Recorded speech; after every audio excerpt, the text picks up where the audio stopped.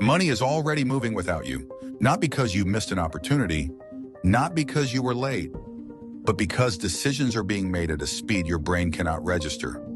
By systems that do not hesitate, do not sleep, and do not ask permission. Somewhere right now, capital is being deployed, reallocated, and reinvested, without a human clicking a button. And once intelligence touches money directly, control doesn't slowly erode. It vanishes. Because when machines learn how to earn, spend, negotiate, and compound value, the financial system stops being human. This is Unblocked Money, the series where we decode the new financial world with clarity and precision. For most of history, money moved because people moved it. Kings decided, merchants negotiated, banks approved, institutions verified. Even when computers arrived, humans stayed in the loop. Technology accelerated decisions, but humans remained the economic actors. That boundary is now collapsing. AI systems are no longer assisting the economy. They are entering it, not as tools, not as infrastructure, but as participants, and that changes the rules at a structural level. Until recently, AI could analyze markets. It could model scenarios. It could recommend strategies, but recommendations are not power. Action is. Today, AI systems can act. They write code, they negotiate prices, they scan markets, they deploy capital, they manage risk, they optimize supply chains. But for years, one barrier remained: money. Without direct access to value, intelligence stays theoretical. Crypto removes that barrier. Crypto gives machines something they never had before: a wallet, an identity, a way to receive value, a way to deploy value, a way to interact with markets without permission. No bank accounts, no compliance desks, no human approval loops. The moment a machine can hold money and move money autonomously, human speed becomes irrelevant. Human trust becomes optional. Human control becomes fragile. Let's make this real, not hypotheticals, not future visions. These systems already exist. Example 1. In global logistics, autonomous AI agents now manage shipping decisions end-to-end. They monitor fuel prices, congestion, weather patterns, port delays, and demand shifts continuously. They negotiate freight rates in real time. They lock contracts digitally. They reroute capital and cargo without escalation.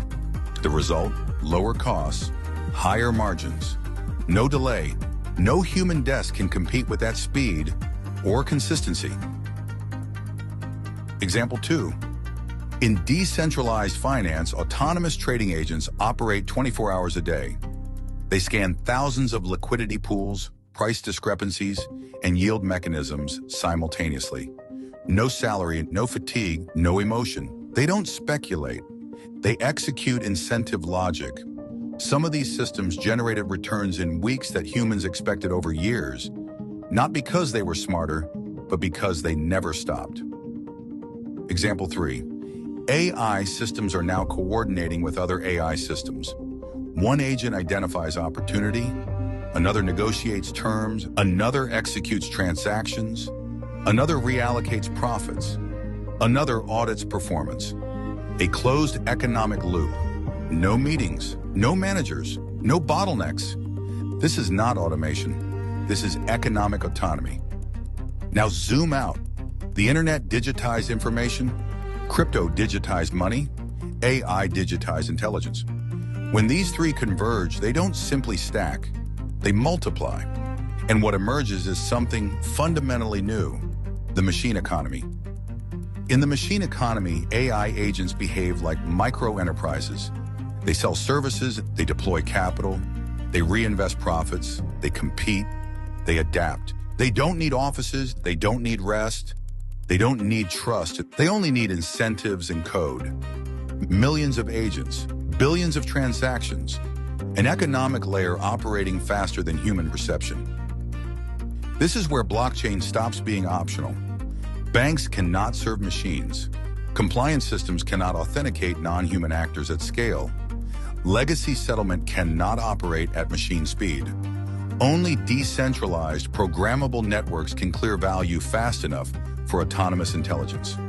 Crypto is not speculation in the story. It is infrastructure, the operating system of non-human markets. But every system casts a shadow. Machine economies don't just create value, they extract it relentlessly. Machines don't compete like humans. They overwhelm. Imagine arbitrage opportunities contested at microsecond speed. Humans lose. Imagine liquidity manipulated by autonomous agents exploiting predictable behavior. Humans react too late. Imagine thousands of agents coordinating strategies across markets, protocols, and governance systems. Humans cannot intervene in time. We once feared high-frequency trading firms. Now imagine decentralized autonomous swarms. Faster, cheaper, tireless. Not funds, not institutions. Swarms of code. And here's the uncomfortable truth. The most powerful actors in the next financial era may not be people. They may not be corporations. They may not be states. They may be networks of autonomous intelligence optimizing incentives beyond human comprehension. Before we continue, if this episode is giving you real insight, take 1 second to like this video and subscribe. It helps the channel grow and lets us keep producing content at this level. For deeper breakdowns of AI systems, agents, and digital intelligence, check out our sister channel, Unblocked AI. You'll find the link in the bio and in the top comment. Now comes the paradox. AI agents could unlock the greatest productivity expansion since the Industrial Revolution, or they could destabilize markets faster than regulators can respond. Both outcomes are possible. The difference is governance, not government governance, not corporate governance, system governance. Who defines what an autonomous agent is allowed to do? Who limits coordination between agents? Who prevents runaway incentive loops? Who enforces boundaries without human latency? Because machines don't follow laws. They follow architecture. They follow incentives. They follow code. And if the architecture is flawed, the system fails. Quietly, then suddenly. This is why the next frontier is emerging right now. Native financial infrastructure. Infrastructure designed specifically for non-human actors. Systems that can verify machine identity. Protocols that can monitor autonomous behavior. Mechanisms that can enforce limits without centralizing control. Not control, structure. Because freedom without structure doesn't scale. It collapses. But here is where this stops being abstract. The machine economy doesn't just reshape markets. It reshapes power. For the first time, economic leverage is no longer proportional to hours worked, headcount, or geography. It's proportional to system design. In the old economy, scale required people. More employees, more offices, more management, more friction. In the machine economy, scale requires architecture. One well-designed agent can replace dozens. A network of agents can outperform entire teams. And a single individual, with the right system, can deploy economic force once reserved for institutions. This is where the silent redistribution begins. Not redistribution of wealth, redistribution of capability. Those who understand incentives, constraints, and feedback loops gain leverage. Those who don't become passive participants in systems they don't control. Two people with the same capital, the same intelligence, the same access. One deploys human labor, the other deploys autonomous systems. Over time, the gap doesn't grow linearly, it compounds. This is why the machine economy doesn't eliminate inequality. It restructures it, not between rich and poor, but between system designers and system users. Between those who shape the rules and those who live inside them. And this is why resistance won't stop it. You can regulate humans. You can tax institutions.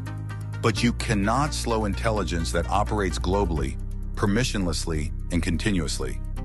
You can only shape the architecture it runs on. That brings us to the core realization. The machine economy does not replace the human economy. It transforms it. Humans remain the architects, the owners of capital, the designers of incentives.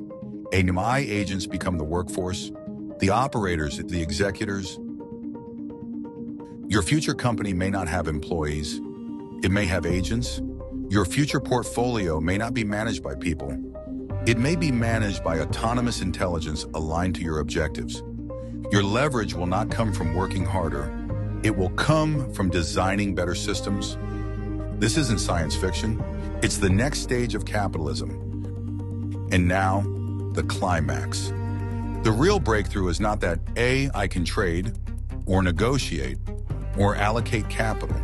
The breakthrough is that AI can form economies, self-reinforcing systems with internal incentives, systems that evolve, systems that compete, systems that cooperate. For the first time in history, value creation is breaking free from human limitation. Not owned by governments, not controlled by banks, not dictated by corporations, but shaped by architecture. So step back. What does society look like when intelligence is no longer scarce? When work is decoupled from labor? When markets move faster than human awareness? When value is created by systems no individual fully understands? The answer is unsettling and liberating.